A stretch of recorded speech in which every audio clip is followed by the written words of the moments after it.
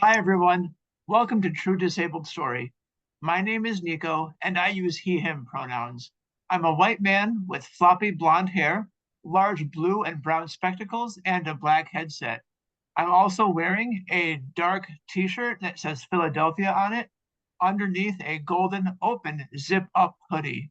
I'm seated in front of a green wall, and further back, an orange wall. That's my kitchen.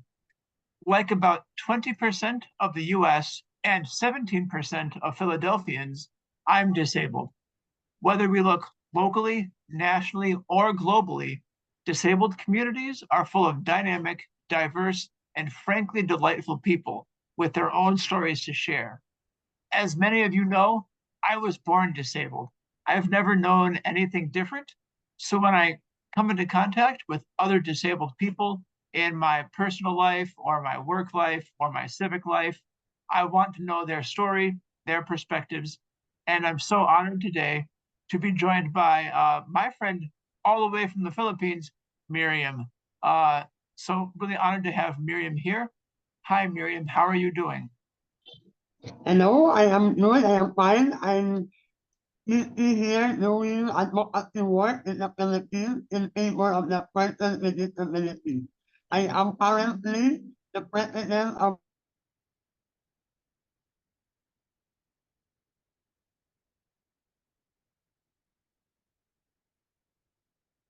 Um, Person with Disability Affairs Office of the Philippines. Thank you. This is really important work that you're doing. I'm really grateful that you're doing it. Let's go ahead and get started. So my first question asks, what was your path to diagnosis like? Was this a surprise for you and your family and friends, or was it something you were actively pursuing? Tell us that story. Pardon, sir? So my first question is, what was your path to diagnosis like? Was it a surprise for you, or was it something you were expecting? Okay. My, okay. My disability is congenital. I have a speech disability. And when I was born, it's already apparent because I have an open mouth. Then when I grow up, grow up, by the time that I learned that I am different, I was born different from other girls. Uh, at first I cannot accept it, but because of the support of my parents, my family, and even in the church, I gradually accept my disability, embrace it, and turn it into the reason and a driving force to help other children with disability who encounter the same with me. So that is the reason why when I was a kid, I entered grade school. I experienced being refused to enroll. I was denied the access to education. No teacher will allow me to be enrolled in the grade one because they cannot understand my voice. So that was the awakening for me that I have to do something for my life so that I can get education.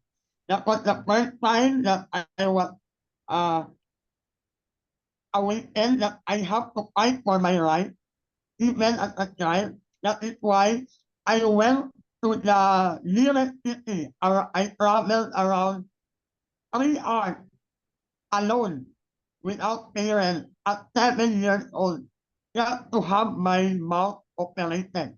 Surgical operation when there was a visiting surgeon from America to have an operation with my left lip and left palate. So I managed to travel alone just because I really wanted to have that operation, that intervention, so that gradually I can change the direction of my life. I don't want to be treated. I don't want to be belittled just because of this of my disability. Because I know deep inside, even if I have a disability, I still have something in me that I can contribute to society. That's why even at grade 1, even at 7 years old, I already have in mind that I need to do something for my life to help my family despite my disability. Despite all the judgment that I heard from our neighbors, from my peers, that being a person with disability, a disabled person, I have no future. But I did prove them wrong. I proved them wrong. So that is why now I am a department head in our locality and I am managing 15 employees under my supervision. That's remarkable, Miriam. Thank you for telling us that story. I love that resilient spirit you had, even as a kid, knowing that you had to do work to make sure that you made something of your life and you could help your family. I really respect that and want to honor it as well. So, Miriam, you talk about what it was like to be a disabled kid, knowing that you had to help your family, going to the US to get a operation done. What impact has your disability had on the rest of your life as you were an adult, as you got older? Uh, Tell us more about that. The method with my disability, it humbled me. No, maybe I will be a different person if I don't have a disability. My disability has become a blessing to me. It made me a better person. It widened my vocabulary because I keep on reading. No, because I, I felt I do not have the right to socialize. I was deprived to enjoy some organization. When I was a kid, I was deprived to join some games. I do not have playmates like that. So I keep on reading. Because of that, I was introvert at times. I keep on reading and widen my vocabulary and uh, in socializing with other people, I noticed like I am more patient. And when I heard some bullying, I become humble because I know that even if I am different from them, I have to understand if they cannot understand me, if they cannot accept my disability, I cannot control their reaction, but I can control my own reaction. So that is why I find my disability, like what I said a while ago, that it has become my driving force to from a nobody to somebody, from nothing to something.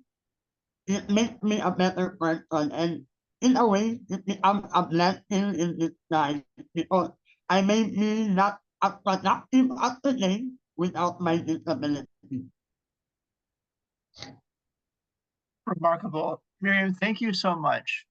As you were talking about how you spent more time reading or with books as a kid because other kids didn't necessarily want to be your friend, I had that experience with my disability as well.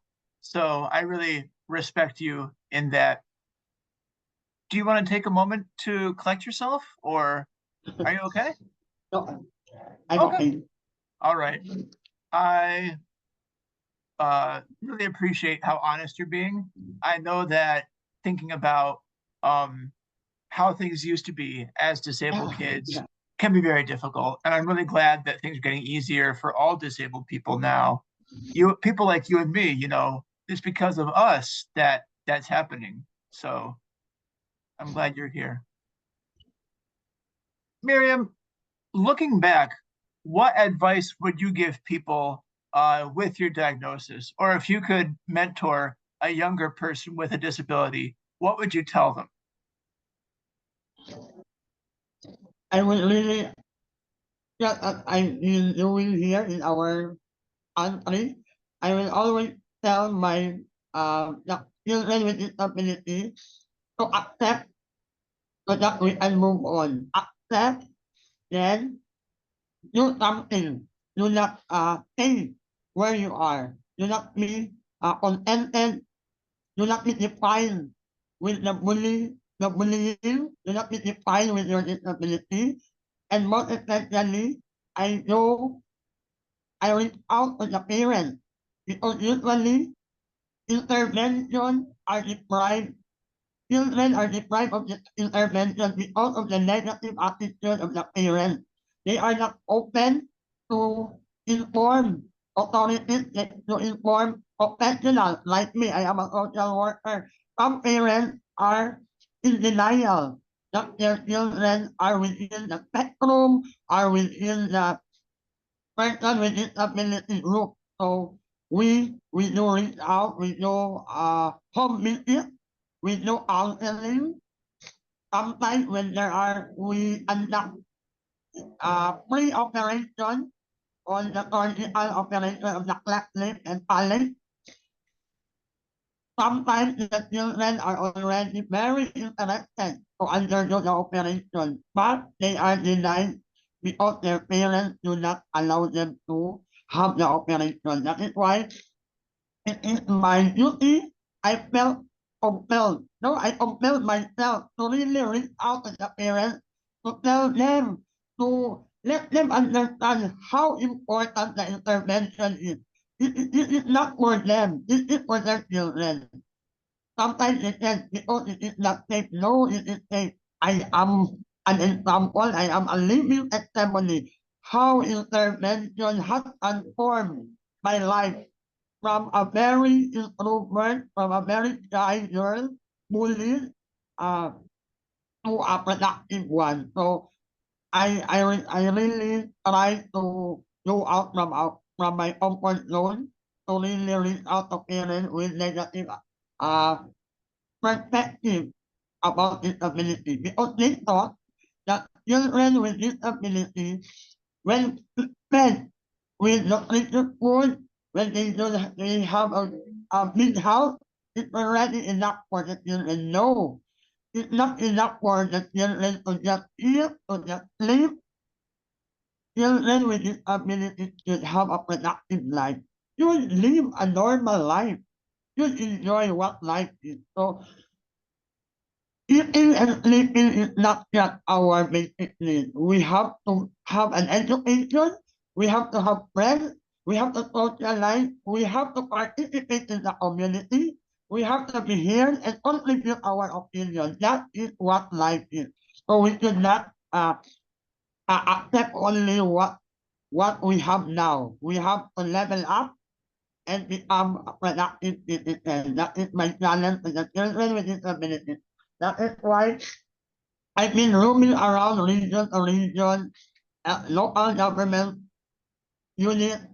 I try to talk to the mayor to create Lantilia position in the government, in their offices, permanent position, so that it can be occupied by persons with disability who is still, who really try to finish their course in the island and have a degree, so that children with disability will look at them and will realize that they have to strive hard, they have to finish their studies despite their disability, disregard all bullying and judgment, so that one day they can also apply in the office, which we all here in the Philippines as person with disability affairs office. Every LGU there is an IDAO. We call it IDAO. There is IDAO and we have Lantilia position created for the person with disability. So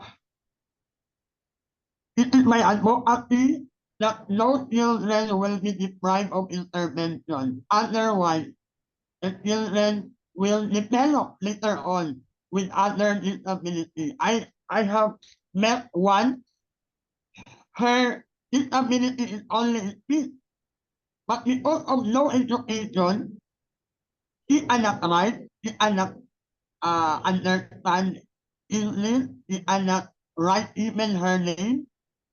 Then her perspective, her perception, her level of understanding is very low. So in a way, her mental capability has been affected. So sometimes we consider it because of no education, because of no exposure, because of no participation, other disabilities may come up, mental learning, etc. So we have to stop here. We have to level the playing field for the children with disabilities. And now I am happy that there are national laws, there are local laws that are being enacted in consonance in support of the UNCRPD, United Nations Convention on the Rights of Persons with Disability. And in our level, in the local level, I also keep on in touch with the head official, what we call here is Division of Department of Education. We keep in touch and they do appoint a focal person for learners with disability. We is also coordinating with our office. So little by little, gradually, we are now mainstreaming the learners with disabilities, the persons with disabilities in our society, so that they will not feel the barrier. No, physically there are barriers, but with all the support, they will not feel the barriers and they can contribute meaningfully in the society. That's remarkable. Thank you so much for this advice that you're giving. I fully agree. Disabled people, disabled kids and adults deserve and need to be fully involved in every aspect of their community. And what you said about disabled kids kind of not living up to expectations or not being expected to succeed, that becomes a prophecy that fulfills itself, right? If you tell a disabled kid that they're never going to go to college, then they never will go to college. But if you tell them you can go to college and you can pursue school, then probably they will. There is hope. Yeah. There is hope. Correct. All right, Miriam, I've had a really wonderful time speaking with you. And again, I can't thank you enough for sitting down and speaking with me. As our time together draws to a close, I want to give us just some space to brag about ourselves, talk about any success we've had recently or any upcoming successes. If you're interested in people finding you online or you want to build community, where can people find you online? But in general, Miriam, this is your chance to brag. Let's hear it. I just want more out of brown, but it is a requirement. I am a graduate of prestigious university here in Mindanao, the Mindanao State University, and I was the AMPUT editor, AMPUT writer in our official publication, even when I was still a student. Then I was also the conduct essay writer in our AMPUT during our time. And when I become a social worker, I have been appointed as the head of the Provincial Social Welfare and Development Office, the highest department in our province, highest position in the Social Welfare Agency. So I was the head for 3 years. Then because as a social worker and head of all social workers, I compelled myself, I obliged myself to create a separate department that is only focused on persons with disability. That is why I drafted a law. I drafted an ordinance to create the person with disability in our province, and I am thankful to that it has been approved. My draft has been approved, and it becomes a local ordinance in our province. That is now we have a provincial person with disability affairs office with 15 employees. So because of that, we have under my supervision, there are 27 component LGUs. So I cannot reach out because of the geographical area, the distance of my constituents, no? So I try to lobby to the local executive, to the mayor, to also create a local counterpart, a local brand, or a local office like our office, the municipal person with disability affairs office. Why? So that the person with disability who want to connect with us do not have to travel, no, 3 hours, 2 hours, but they can reach out, they can have an office in their own locality. So that is one, and I am instrumental in the creation of programs and services because I am the first social worker uh, uh, who managed this office. So all the programs are from my hand, no? Because of my experience, no? Because of the experience, the challenges that I encountered during when I was still little, I translated it into programs and services so that the children with disability will no longer experience what I had experienced during my childhood. So because I have so much in mind to do something for the sector, I did not stop studying even after I passed the board exam as social worker. I tried to level up. I studied Master of Arts in Public Administration, master's degree. When I finished that, I am still not contented because I want to prove that there is we can do like others, what others can do. No? So I studied again another master's degree at Ateneo de Zamboanga University. So I finished again Master of Arts in Governance and Development. So it may be others would say that I keep on studying because I want to prove no, not necessarily. I just want to be effective in what I am doing. Because I am in governance, I am the leader of our sector here in our province. I am obliged to give quality services. How can I give if I do not have? So I have to in my mind, I have to know and to be updated with the latest influences. I have to finish. I am planning to study again with law or with doctorate just to give the sector so that my sharing with the sector will be substantial so that I can share my knowledge to the community because if I do not have, what will I share? So because of what we have been doing here in our locality, maybe the other region, Luzon, Visayas, Mindanao, we have 17 regions in the Philippines.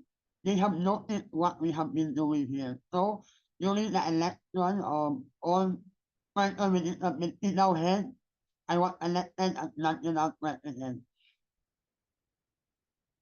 There are there are many people who would say that I am intelligent, but I think I am not intelligent. I just have the heart. I have I have the heart to learn. Why I am learning? Because I have the heart to help.